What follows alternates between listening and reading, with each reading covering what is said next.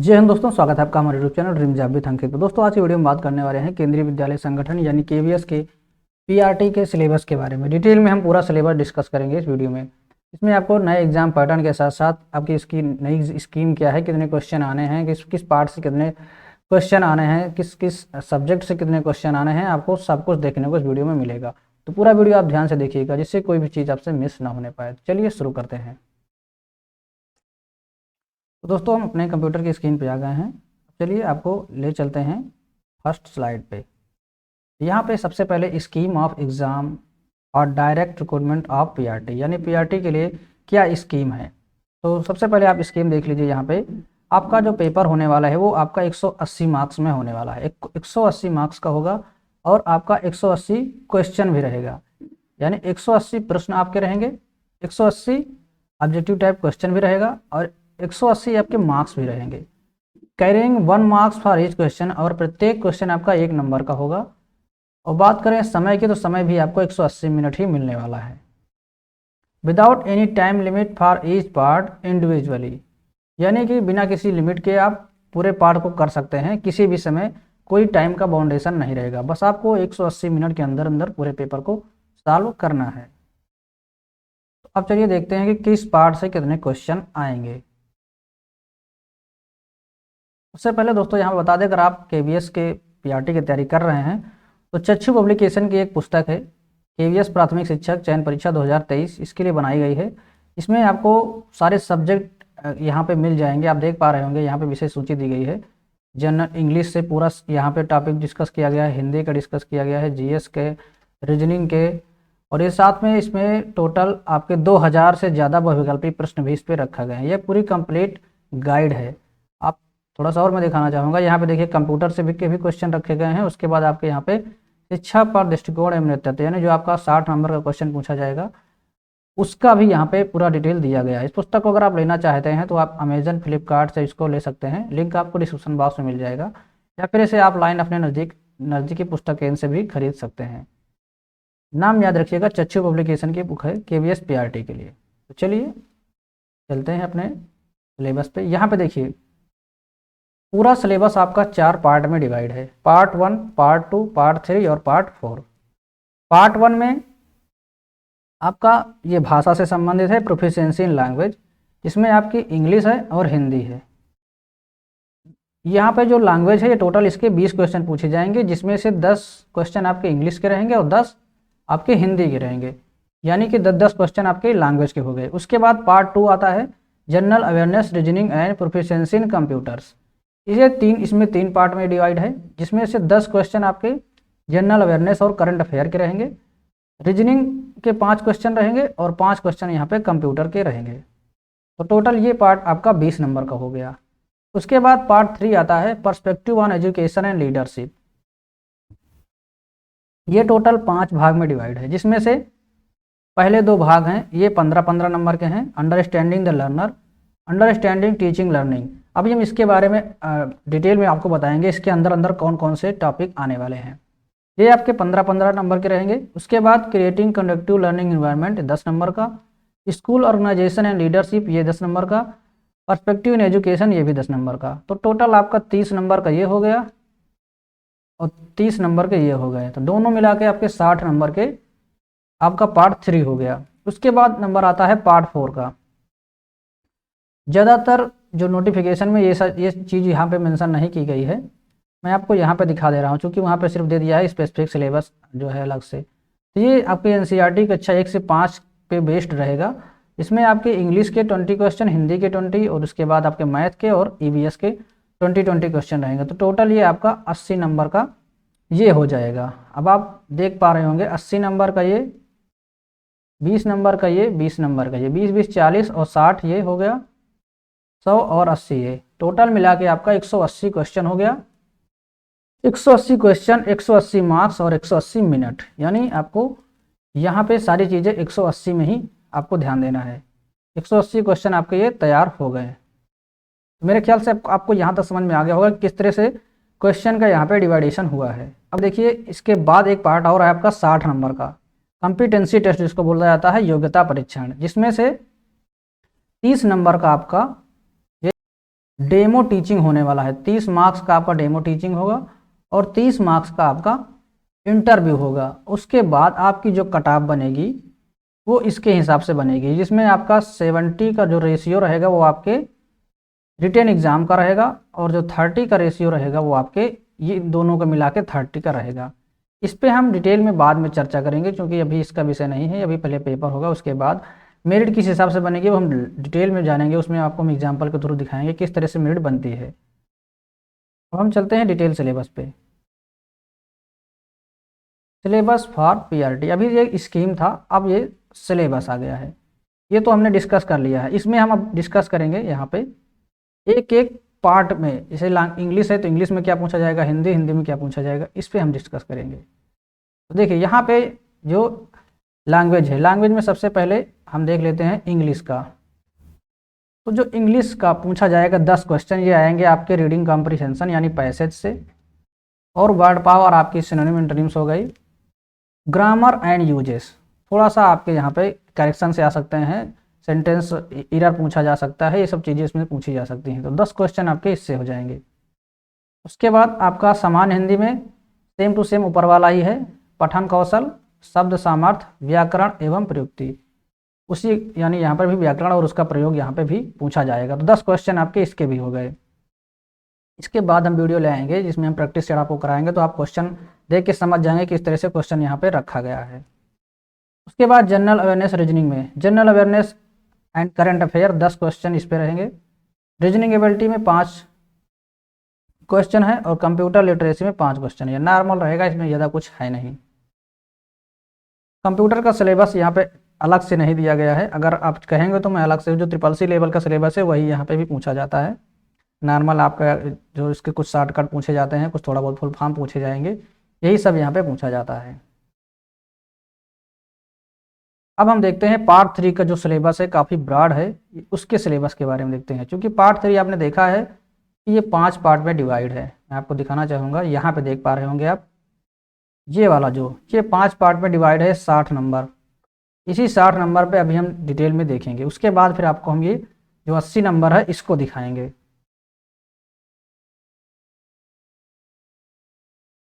तो हम आते हैं यहाँ पे, तो ये यहाँ पे देखिए, पहला जो यहाँ पे है पार्ट 3 का जो पहला नंबर है, अंडरस्टैंडिंग द लर्नर, ये 15 नंबर का आपका आने वाला है।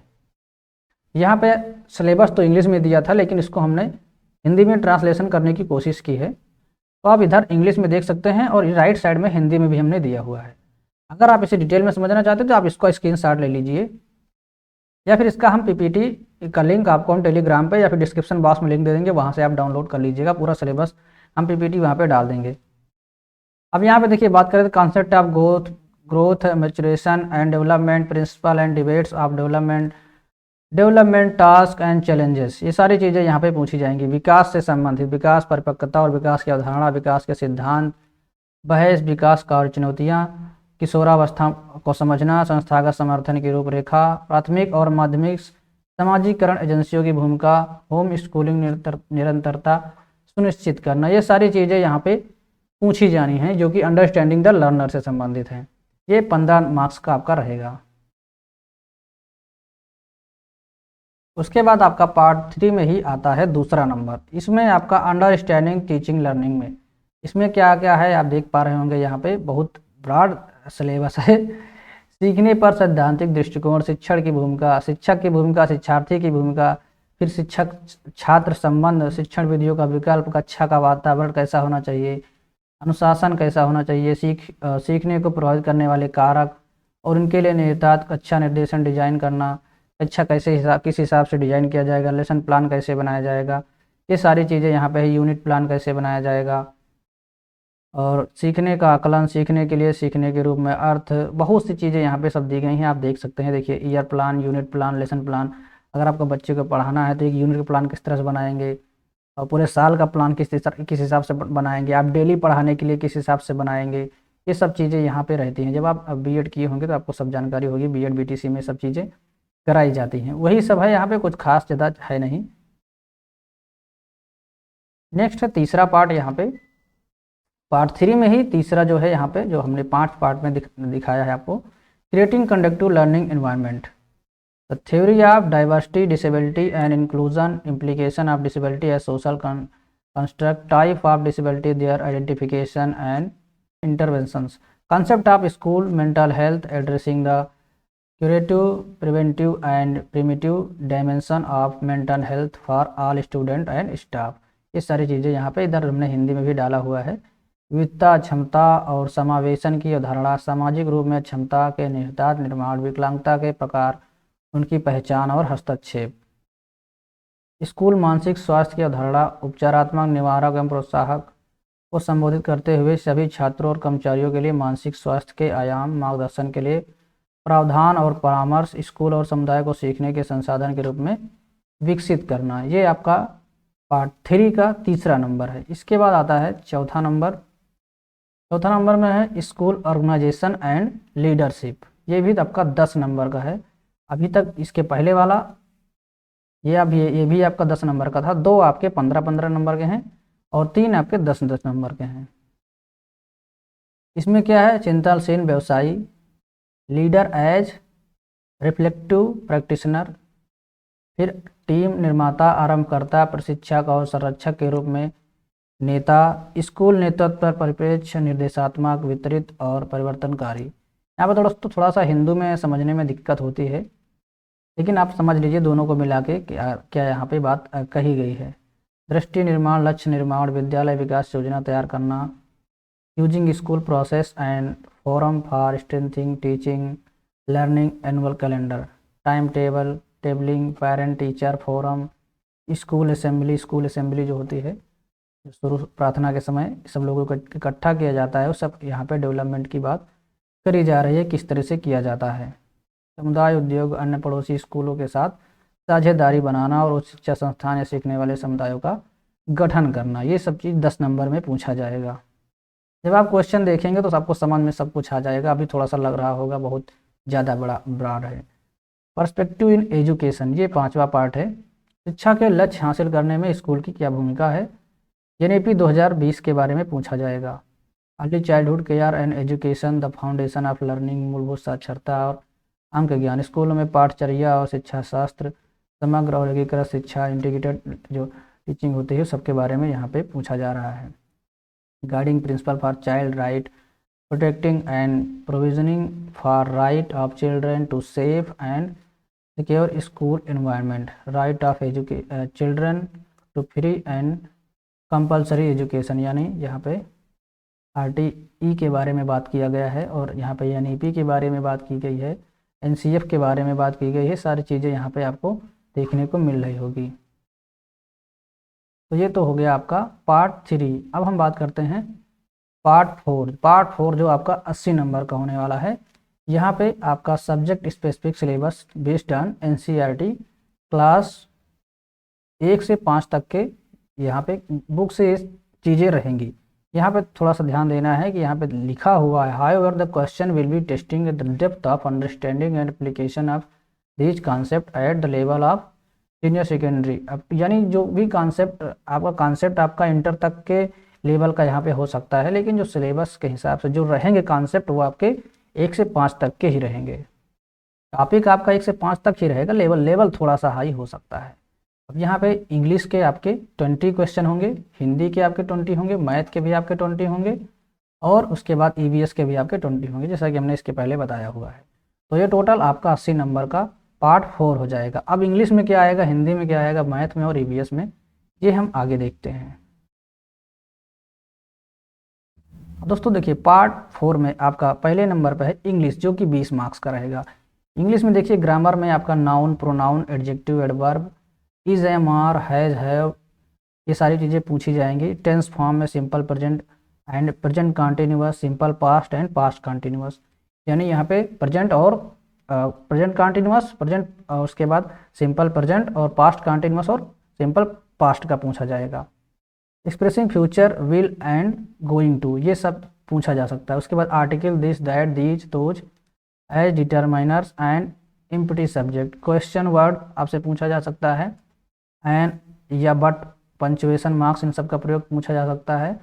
Full stop, comma, question mark and inverted comma, इनका प्रयोग पूछा जा सकता है। पजेसिव, एडजेक्टिव एंड प्रीपोजिशन, ये चीज़ें पूछी जा सकती हैं। यहाँ पे कहीं पे सिनोनिम एंटोनिम्स नहीं दिया हुआ है। ये टोटल यहाँ पे सिर्फ ग्रामर ही पूछी जाएगी पार्ट, इंग्लिश वाले पार्ट में। अब देखते हैं हिंदी।